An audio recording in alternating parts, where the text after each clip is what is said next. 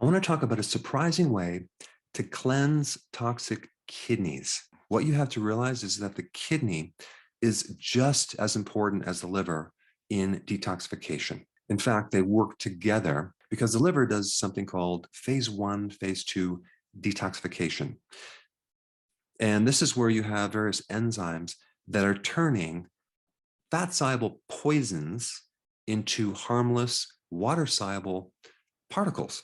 So both the gallbladder with its bile and the kidney help to eliminate these water-soluble particles that used to be fat-soluble poisons. So if there's any problem with the liver where you don't get this water-soluble breakdown product, then it overloads the kidney and the other parts of the digestive tract. So it's very, very important to have each detoxification organ to be working to share the load. So the liver gets hammered with xenobiotics, which are just like chemicals in the environment, pesticides, herbicides, fungicides, things like that. Steroid byproducts from your own body's production of steroids. That would be like estrogen, progesterone, cortisol, things like that. And then drugs, okay, medications just hammer the liver and the kidneys.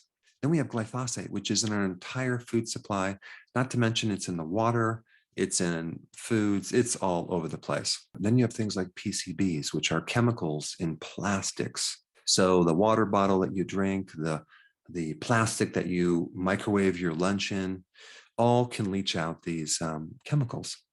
And your liver and your kidney have to deal with them. So each year, more chemicals are being pumped out and our environment is becoming more and more toxic. So our bodies are having to deal with this and detoxify them.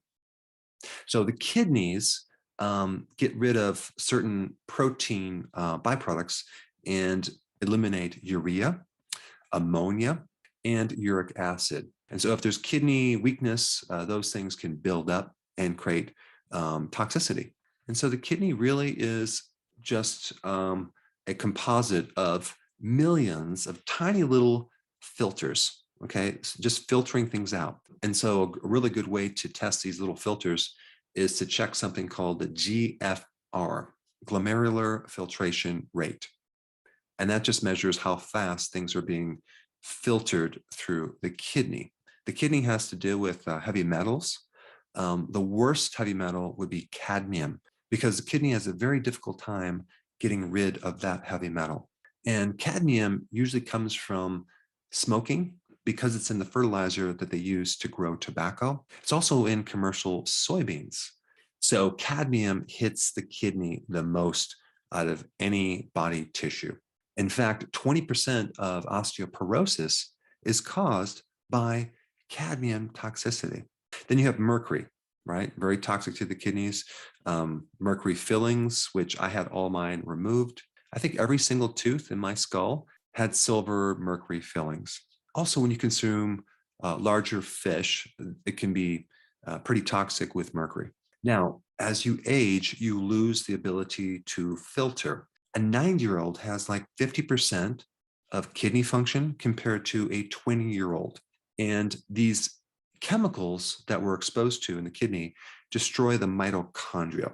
Then you lose more and more ability to detoxify, and then these chemicals accumulate and they recirculate through the body. Then you have NSAIDs, right? So many people are on those for inflammation. Before you had a good prescription, but as soon as those patents ran out, they became over the counter. And so a lot of people are taking way more of those than they really should.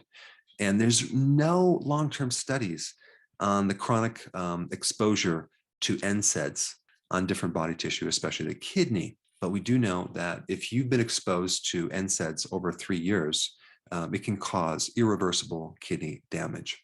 Now, the other very important thing I want to talk about is the consumption of too much sodium and not enough potassium. When people think about potassium, they immediately think that it's bad for the kidneys, but it's not.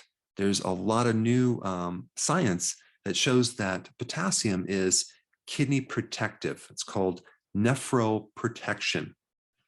And I put a lot of the research down in the description so you can check it out. But an average person, at least in the US, consumes between 3.4 grams to 4.9 grams of sodium every single day. That's 4,900 milligrams, okay?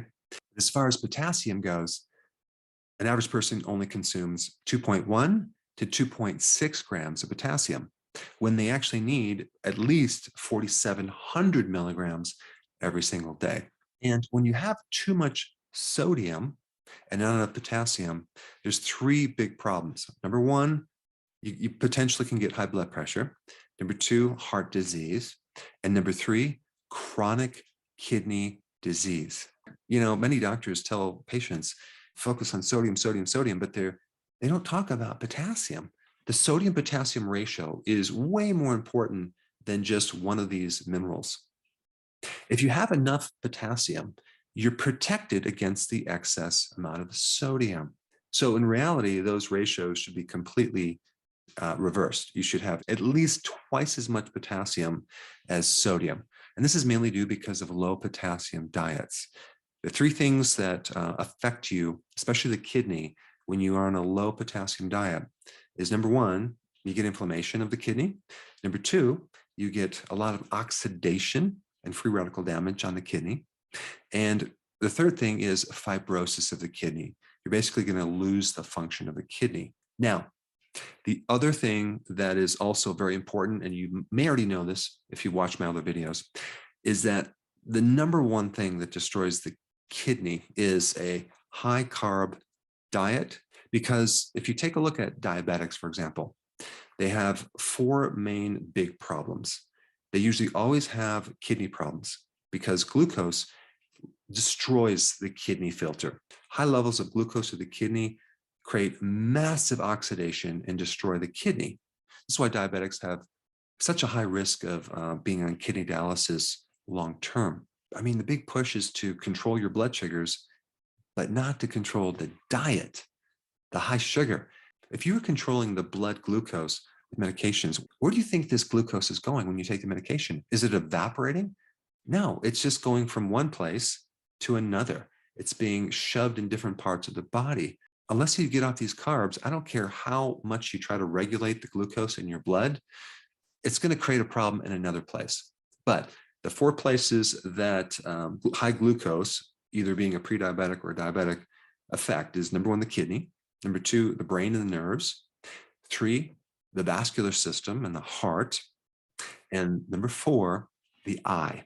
But diabetic nephropathy is a very common condition with diabetics, and it's destruction of the kidney because you're a diabetic. You have high glucose flowing through your bloodstream.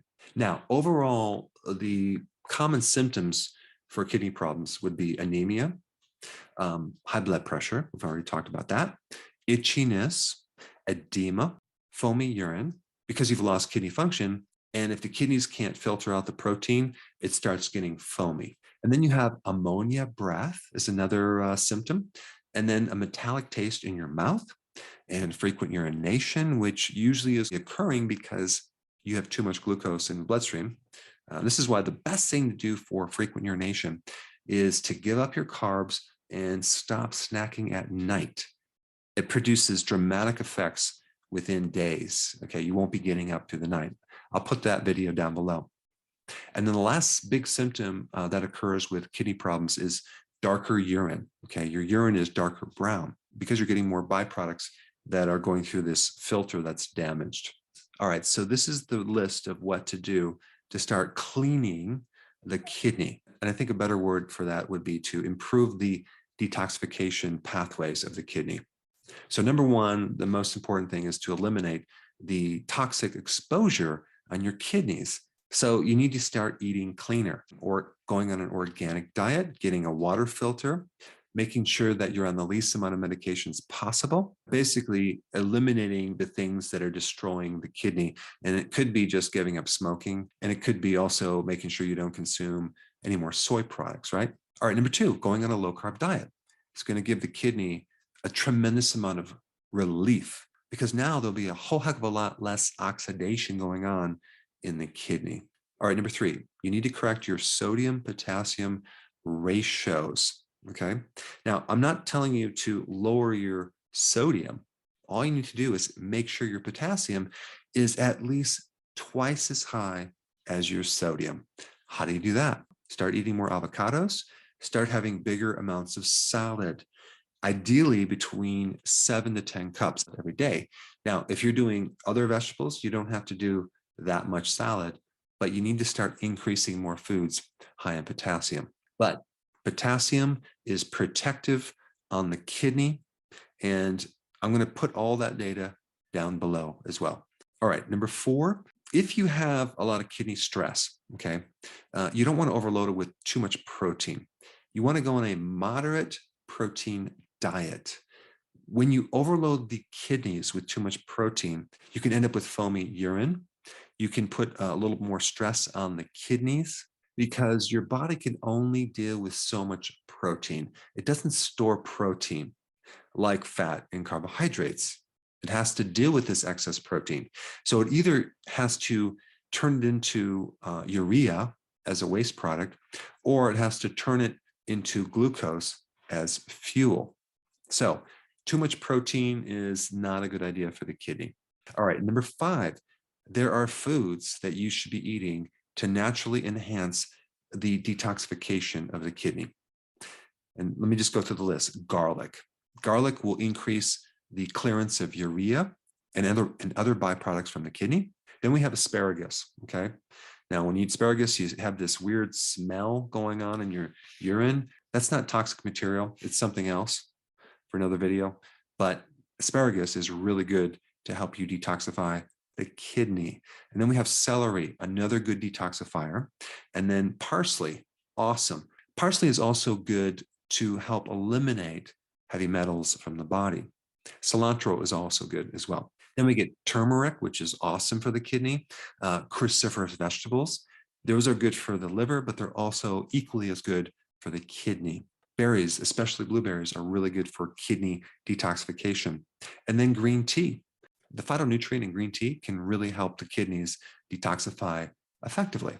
Now, if you haven't checked out my video on the best way to clean the liver, I think that would be appropriate. Check it out right here.